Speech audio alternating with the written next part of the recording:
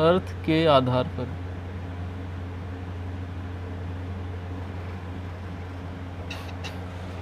चौथा क्या है? अर्थ के आधार पर। तो अर्थ के आधार पर शब्दों को कितने भागों में बांटा गया है? देखिए, अर्थ के आधार पर 4 भागों में बांटा गया है। पहला क्या है? एकार्थी। एकार्थी,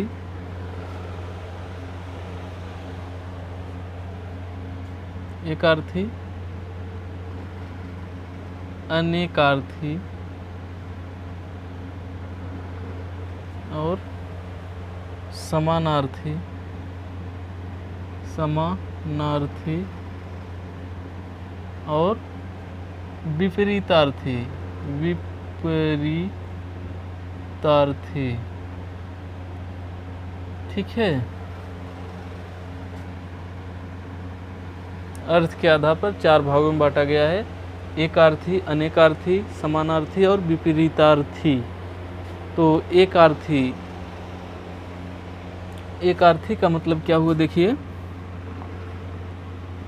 जिस शब्दों का केवल एक अर्थ हो,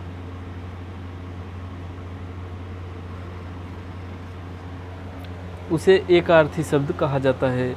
एकार्थी क्या होता है? जिसका केवल एक ही अर्थ होता है, ठीक है। एकार्थी जिसका केवल एक अर्थ हो सिर्फ, जैसे गंगा, पटना, राधा, ठीक है। इन सभी का एक ही अर्थ है। कहने का मतलब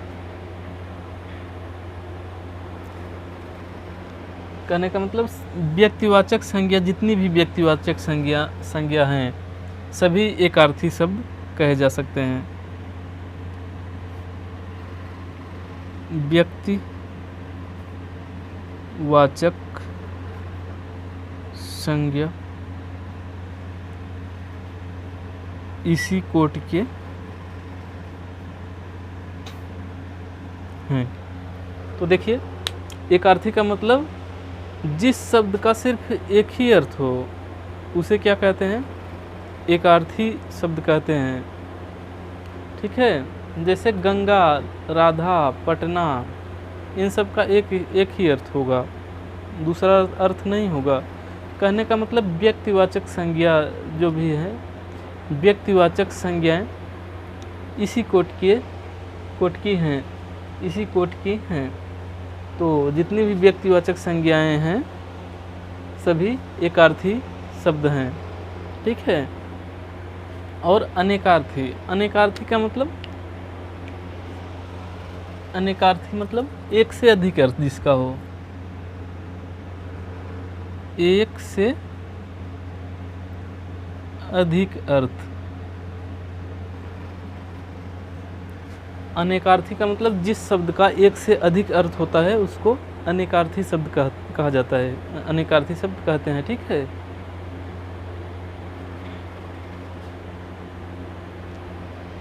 जैसे देख लीजिए, जैसे क्या हो गया? हार का मतलब क्या हुआ? हार का अनेक अर्थ है, कई अर्थ। एक देख लीजिए, हार का मतलब एक होता है, पहला अर्थ देख लीजिए, गले का हार। गले का हार, हार तो जो गले में पहनते हैं उसको भी हार कहते हैं। और एक होता है, एक देख लीजिए, पराजय। पराजय को भी हार कहते हैं। जैसे कोई पराजित हो गया मतलब हार गया, पराजय मतलब हार मतलब पराजय। ये भी अर्थ है, ये भी। कहने का मतलब एक से अधिक अर्थ। जब एक से अधिक अर्थ किसी शब्द का हो तो उसे क्या कहेंगे? अनेकार्थी शब्द कहा जाएगा। जैसे एक और देख लीजिए, जैसे लाल, लाल, लाल का मतलब लाल एक तो लाल रंग होता है, एक रंग होता है, और एक लाल अपने पुत्र को भी लाल कहते हैं, ठीक है। बेटा, बेटा या पुत्र, ठीक है। लाल का अर्थ, दो अर्थ यहाँ हुआ, तो कहने का मतलब एक से अधिक जब अर्थ हो तो उसे अनेकार्थी शब्द कहेंगे, ठीक है। अब क्या है समानार्थी। समानार्थी का मतलब होता है पर्यायवाची, पर्यायवाची, पर्यायवाची। पर्यायवाची का मतलब क्या होता है? पर्यायवाची का मतलब होता है उसी चीज़ का और नाम, उस चीज़ को और किस किस नाम से जाना जाता है, ठीक है। पर्यायवाची का मतलब,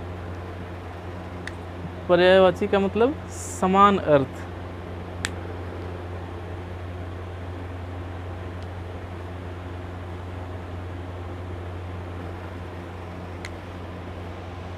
पर्यायवाची का मतलब समान, इसको समानार्थी भी कहा जाता है, ठीक है। समानार्थी कहने का मतलब समान अर्थ देने वाले।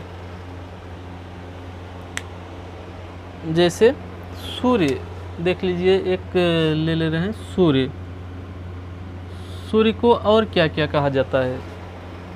सूर्य का और क्या क्या नाम है? मतलब इसका पर्यायवाची का मतलब होता है उसी चीज़ का और क्या नाम है, ठीक है।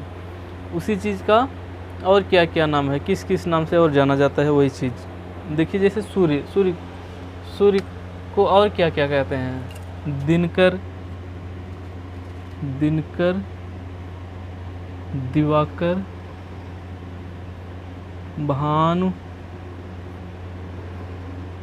भास्कर, ठीक है। ये सब सूर्य, सूर्य को ही कहते हैं ये सब। तो पर्यायवाची भी समझे होंगे आप लोग, मतलब एक ही चीज़ का और नाम, ठीक है। और विपरीतार्थी देख लीजिए, विपरीतार्थी, विपरीतार्थी का मतलब विलोम, विलोम का मतलब उल्टा। विपरीतार्थी का मतलब क्या हुआ? विलोम। विलोम का मतलब होता है उल्टा, उसका विलोम उल्टा, ठीक है। जैसे विलोम, विपरीतार्थी, विपरीतार्थी का मतलब विलोम, मतलब विपरीत अर्थ, विपरीत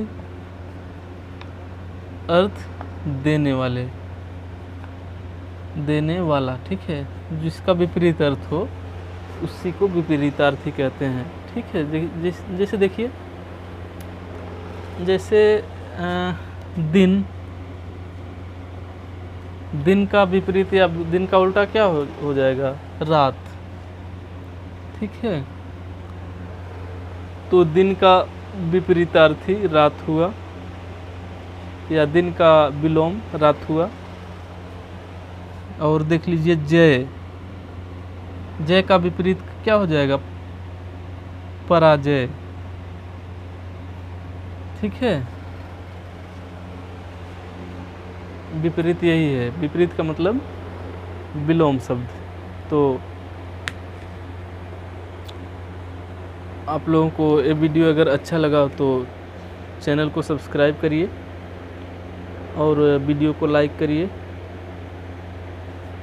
हम मिलते हैं आप सभी से इसी तरह के एक नए वीडियो में। तब तक के लिए जय हिंद, जय भारत।